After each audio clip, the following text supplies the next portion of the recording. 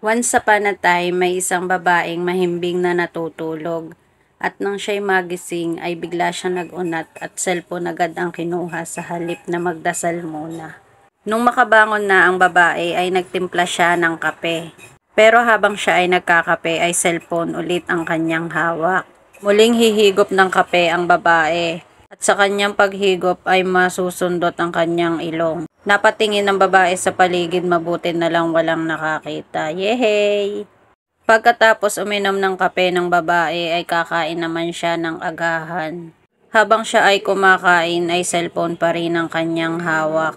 Hindi niya mahimay ng maayos ang tuyo na kanyang ulam kaya pakurot-kurot na lamang siya. At habang umunguya ang babae ay bigla siyang lulunok at biglang mapapangibit na tila parang natinik.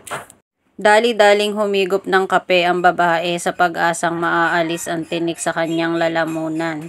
Ngunit nabigo siya kaya kumuha siya ng saging na tundan. Dali-dali niya itong inuya at sabay nilunok. Nakahinga ng maluwag ang babae kaya muli siyang humigop ng kape at nawala ang tinik sa kanyang lalamunan. Pagkatapos kumain ang babae ay nagwalis naman siya pero cellphone pa rin ang kanyang hawak at biglang inipit ang walis sa kanyang kilikili. Habang seryosong nagse-cellphone ng babae ay bigla niyang hahanapin ang walis niya ngunit hindi niya makita.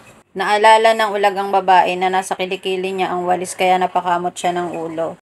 Pagkatapos magwalis ng babae ay dito naman siya sa labahin pumwesto. Hindi pa rin niya maiwasan ang mag-cellphone kaya isang kamay ang ginagamit niya sa paghihiwalay ng dikolor sa puti.